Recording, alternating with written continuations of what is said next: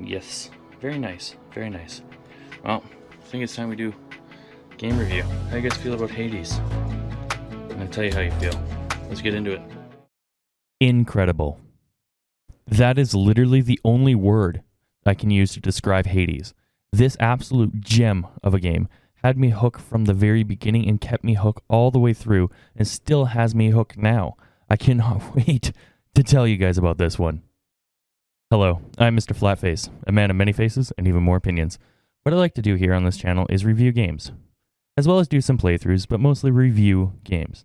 Now, throughout my long faceless life, I have played many games and have formed many opinions based on those games. Hence, the game reviews. Game reviews can be a chore to play if the game is bad or if the story is just not there. It can even be the music that makes a game hard to play. I'm happy to say that Hades does all of this right. Perfect? No, but definitely right. So let's get right into it.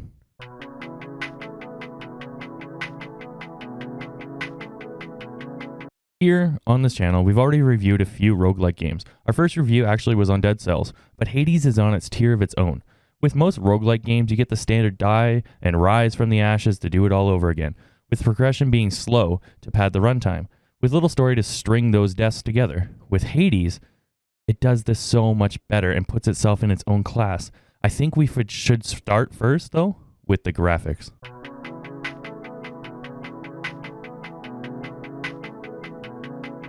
The graphics for Hades are both unique and nostalgic. They both feel fresh and new while still bringing your attention to where it needs to be. How beautiful this game is. Everywhere you look, there's this little detail here or a neat thing there. The levels are similar looking each to play through, but also feel different each playthrough because you might notice something in the background. Though hard to explain, Hades both feels new and old. It's hard to ramble on and on when all I want to do is get to the gameplay, but truly the graphics are so unique. I couldn't help but stare sometimes just off at the city from my room, or just like checking out the background during my playthrough to see all the little things that they've added to the design of the game. It's truly something special. Just so you guys know, I want to get this out early in the review. This review will be as spoiler-free as I can, but I will have a full playthrough with all the bosses and all the different deities and mythical creatures we battle along the way coming out shortly. We're working on the script right now, and when we get it done, I'll be sure to get to you guys as fast as possible. Right now, enjoy the review. I'm doing it fast and frivolous. Let me know what you guys think of the review template. Anyways, let's get back into the scripted content. Bye.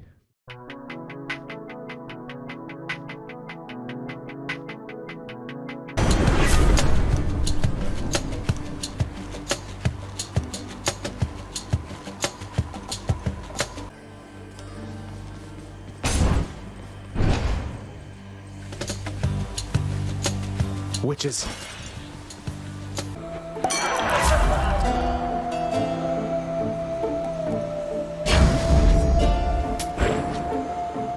But what are graphics if the music's crap? The music in Hades is great. The issue with the music in games is that if it's bad, it will break your immersion. Game developers have to walk this fine line with music. Too repetitive, game breaking. Too annoying, immersion breaking. Too forgettable, nothing to remember the game for. An example of this is in my previous review of Nobody Saves the World, where they had a car horn sampled for the music, and the more the song looped and replayed, the more noticeable that sound was. Hades music neither intrudes in your experience or is forgettable. It is there to amplify your game and make tense moments better and story moments more impactful. Darren Korb, you get a tip of the hat, good sir. For those of you who don't know who Darren Korb is, he was a composer for the music of Hades. Now, to the meat of this review. Well, the meat of any review, anyway.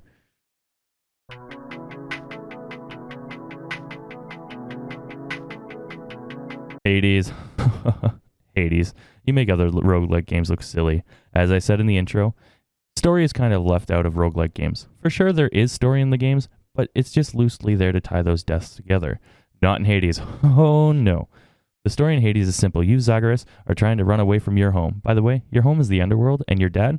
Oh, he's just the Greek god Hades himself. You also have a mother, but she's your adopted mother, and her name is Nyx. Why do you want to run away from home? To find your biological mother, of course. And you learn her name. Her name is Persephone. While snooping around your dad's desk and through his stuff, you learn that she is your real mom. To help you escape the wretched underworld, you will enlist the blessings of the rest of your family, who you can only just learned of. You have Zeus, Athena, Thanatos, and many more that will aid you on your journey. Though, for every one that helps Zagreus, there is one trying to stop him. Now, without spoilers, you will fight many Greek demigods and mythical creatures on your pursuit to find your mom. So how does the gameplay stack up to the story? Because that could be what changed your perception of a story, if the gameplay is just not there to help hold up the incredible story.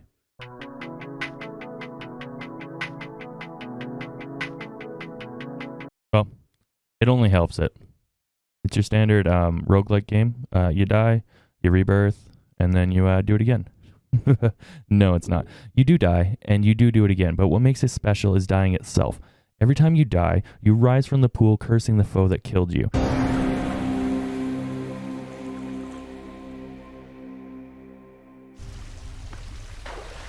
Bloodless bastards got me. And vowing to get them back. Or maybe you messed up and you will rise from the pool noting what you did wrong.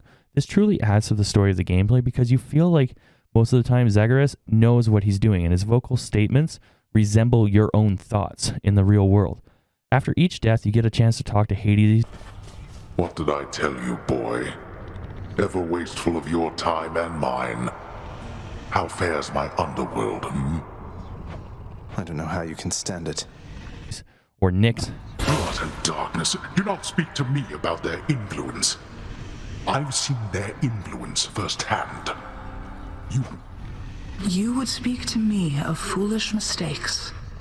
You cannot change the course that has been set. Try all you like. Even Achilles is there. I have to say, lad, authorizing transfer of the fated list from the old archives straight into your chambers. Bold of you. And right beneath your father's nose at that. Oh, that? Just another job from the house contractor near as I'm concerned, sir. Not like anything on the list was getting done while it was stuck in the archives besides. Talking to the gods and demigods gives you insight into the possible clues on how to beat certain enemies. Skelly is very good for example of this. Skelly gives you more tips and tricks than a Call of Duty loadout channel.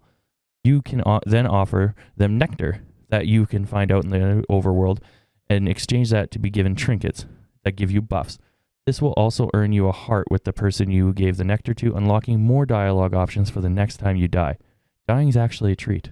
Then after you do all that stuff that we just talked about, you then get to go to your room where you get to level yourself up and use the tokens that you collected in the underworld. This allows you to obtain even more buffs to use out in the world to help you with those attempts to escape. If that's not enough, when you enter the room with the Skelly, your personal tips and tricks skeleton, as well as a personal training dummy, on the outside of the room is weapons to unlock and upgrade. There is so much to do when you die that every death is a welcome. Because it doesn't feel like a death, it feels like another step in the storyline. And that's what roguelike games for the most part miss. Story is often driven by progression. If a progression is too slow, you will find often players get bored and move on to a different game. This is a quitting point. If progression is too fast, then you will have people complaining your game is too easy, another quitting point. Progression needs to be the perfect balance. Hades does this perfectly in my opinion. You constantly feel like you're getting stronger, from your mirror in your room to leveling up your weapons, and from the blessings that the gods, your aunts and uncles and cousins offer you throughout your playthroughs. In my playthrough, I constantly went farther than I did before to escape the underworld. Every single time I went back out to try, I went a little bit farther. This was true unless I was trying out a new weapon, because then the weapon's learning curve usually stunted me out, but this was also a plus because it allowed a variety in gameplay. Though it didn't matter to me, because I got to do all the stuff I mentioned before when you die, I truly felt stronger every single time I went out, and to me that's important. As we all play games to feel stronger or talented, and Hades offers this every time you go out. But Mr.FlatFace, how is the combat? I'm going to tell you.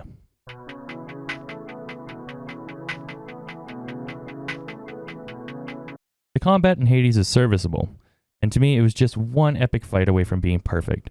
Granted, the final boss is better by a long shot than Nobody Saves the World. Overall, I just wanted to fight more gods and mythical creatures. Other than boss fights, you will learn the movesets of the mobs in each level pretty fast.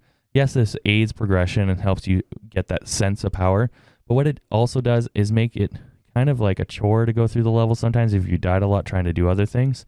And this is amplified when you figure out that you can dodge swing at the same time, making most areas in the dungeons just a dodge in a circle and swing mess. Do not get me wrong, the combat is fun, it just can be a chore if you play for too long. Now it's time for the favorite part of the video, The off-script ramble. Hades is an amazing game. Graphically, I enjoyed it. I love Greek mythology, and I love exploring history. Understand that this is not a history game, but I love the thought of it. I loved talking to the different gods, seeing the different ways the deities work, and talk to you and the way they treated you. And I loved the journey that you went on throughout this game, going through the 7 levels of hell to escape.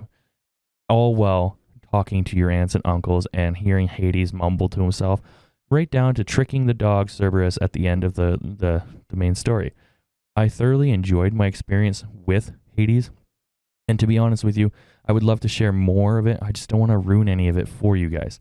I would truly want you guys to experience this on your own, and then come back and we can discuss Hades in the comments, or you guys can hit me up in other platforms like Discord to talk about it.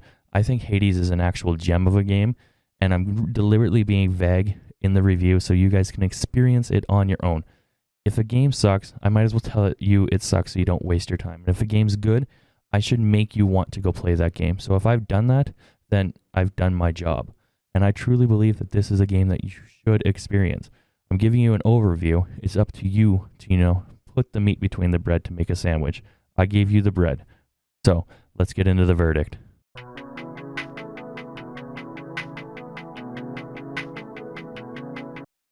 Hades was a treat to play, a joy to beat. The story kept me there, the voice acting kept me intrigued, and the progression kept me interested.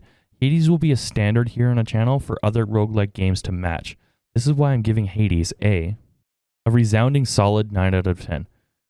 It is incredible and everyone should try it. Hades is as close to perfect as it can be, but I really want to save those 10 out of 10s for those special little gems that pop up. Hades is special, it just missed the mark on the combat for me personally. I wish it was a little bit more than just a hack and slash. Do I recommend Hades? Of course I do. It's available on all platforms, so go get it. And if you don't have any PC, Steam, or anything, get the Game Pass, download it there, and you will not be let down. Hades is truly something special for a roguelike game. Another little off-script moment here. I've been doing this new thing in between the reviews on the channel. I'll play the game, and then I'll go talk to somebody else who is playing the game. I have a lot of friends on Steam, and so we'll go and we'll debate, and we'll see if we come to the same conclusions. And when it came to this game, I have recommended it to everybody, and everybody who has played it has picked it up and said this game is amazing, and then recommended it to somebody else. I would like to do it this way because then I try to get myself out of my own echo chamber and out of my own opinions and hear other people's opinions. And when it comes to this game, it truly was something special. I now have 3 friends on Steam playing it right now at this moment as I'm writing this script. So it is a good game. Just a little, off-script Mr.FlatFace for you. With all of that out of the way, I've been your host, Mr.FlatFace, the man of many faces and even more opinions.